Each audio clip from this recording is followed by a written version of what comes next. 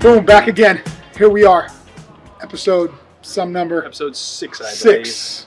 We're going to talk about the assumptions that go into running a training program. Meaning, here is this program, take it. You bought it from me, I give it to you, and I assume that you're going to run that to a T the way I want it run and I expect to be run. Good luck, make some gains. And you can expect that you're going to add 20 pounds to your squat, and Yes. it's just going to happen like that. And it's going to be that simple. But it is not always that simple. Not at all. So, me, Edward, we're going to talk about that today. Make it a little quick one, but it'll be good. What we're pretty much talking about is you having the assumption in your head that I want to put on 40 pounds on my squat, and me getting this training program from X coach, whoever it may be, is going to do that. Now, on the other side of it, our assumption of selling you a training program is that you're going to run it how we expect you to run it, and your form is already there and good and established, and you know how to do pause squats and front foot elevated split squats and a spoto press bench and all these things that are going to be on the program. And you're training to competition standard. And you're trained to competition standard, and you squat past depth, and you pause your bench, and your deadlift comes up and you don't drop it at the top, all these things. And then we're like, here's your program, make some gains.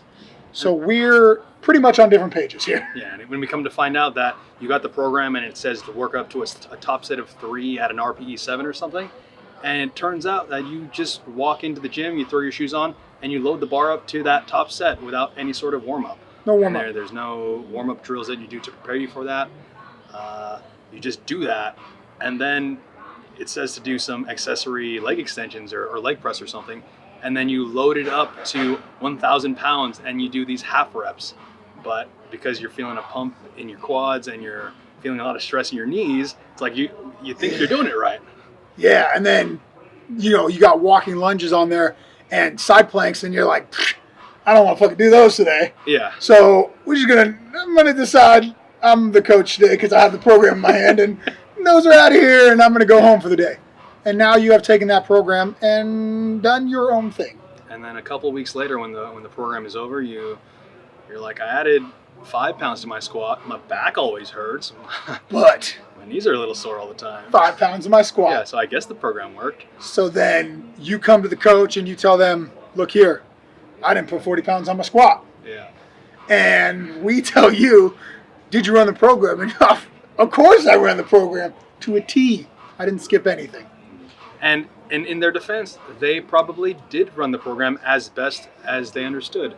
And like, as coaches, personally, I take a large part in the responsibility of when I tell an athlete to do a thing, I better explain it to them, because if they execute it incorrectly, it is my error for not establishing that expectation early on. Absolutely. So, let's say, how can we avoid this headache for coach and athlete from the start, from square one? So there are certain things that have been used in the past. One example is this thing called the functional movement screen that has fallen a little out of favor recently, but basically it's this thing that screens athletes for the movements that they will encounter in the weight room and on the field. And if they can pass this screen, then it's like, oh, I trust that you know how to squat. I trust that you know how to bench, know how to deadlift, that you have enough ankle flexibility to squat below parallel, enough shoulder flexibility to do like a bench press or an overhead press or an overhead squat, things like that. And it's like, oh, if you can do that, then I assume that you can do a training program. But that is not always the case. Just because you have the prerequisite flexibility to do the technique or to do a squat, it doesn't mean you're always practicing that. So what we were trying to do recently is, if you want to train for powerlifting, if you want to train squat, bench press, and deadlift, we're going to watch you squat, bench press, and deadlift. The screen is the lifting itself. The screen is watching you come in to train, watching how you warm up, watching how you execute, for example, a 3x10 squat at 60%. How do you warm up for that? How does your technique hold up over the course of that training session?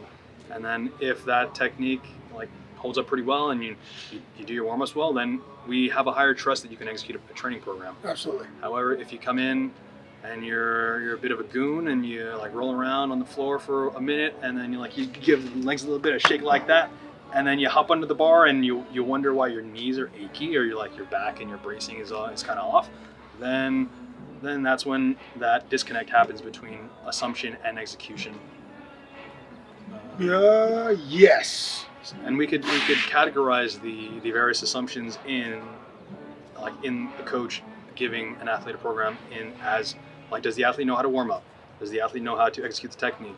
Does the athlete know how to manage their arousal over the course of a training session, or even like how to manage their technique in relation to increasing fatigue over a training session, or put another way, does the athlete know how to deal with adversity in training when the program does not go as written? Also execute, I would say, like the accessories the correct way. Yeah. We're not going to take you through a one-on-one on how to do a side shoulder raise, but if we're doing them generally the right way, that's what we're expecting that you can also do as well. Or like if you have a little introductory session with a coach and we discover that, oh, you probably have a quad weakness in your squat, then yeah, we're gonna give you a bunch of squats, but we're also gonna give you some walking lunges, some leg extensions, some belt squats to give you that extra stimulus to get hypertrophy in your quads. And then if we see you doing belt squats and your heels are coming up for every single rep, or you're doing leg extensions and you're just swinging around like Tarzan, then there is a disconnect, and what you're getting out of training is not exactly what we want for you. So we here at Chalk It Up, is that how you say it? Yep. I don't know. Yeah. All of us here, we're trying to establish that, like, if you can see the value in doing some one-on-ones straight from the start and getting yourself off on the right foot, it's going to be more beneficial to you in the long run. You're going to get more out of that program that you're getting, instead of executing it incorrectly or something like that. I would say, is that the best way to say that? Yeah, because like when you get a training program, I mean, I as coach, when I get athletes who have run different things, I try to justify that no, you didn't waste your time running that small op junior program for 12 weeks, even though like your back kind of hurts. You built your work capacity a little bit. You got some good volume. You did a lot of reps in the competition lifts. So it's like, it's not a total waste. However, if that was 12 weeks of really high intensity training that ingrained bad habits, then that is where Every single one we do, the bell. it's right at noon. It's at 1. It is, or 1, yeah. Yeah, it's right at 1. What was it? If you're executing the program for 12 weeks with bad habits, as opposed to yeah. executing it with good habits for 12 weeks. And I think it gets louder. And that is where we would recommend that rather than like having that 6 to 12 week program where you realize that you're not using the best technique, you're not executing the program with the assumptions that the coach had who wrote it, then it's like, if your time is valuable and you don't want to come into the gym and like build these bad habits that you are going to have to undo over the training that follows that program, then just do it right from the start. Mm-hmm. Go ahead. I was just going to say pretty much the same thing. Just do it right from the start. Try and build that good foundation from the start. Get very efficient at squat, bench, deadlift, overhead press. Be good at the movements. Know what you're doing with the movements. Be comfortable in the technique and know that your technique is pretty good. And then you're going to get a lot more out of any program. Even if you take that technique and you buy some random program you find online, you're going to get more out of that program if your technique is good and it's going to hold up and you can perform well with it.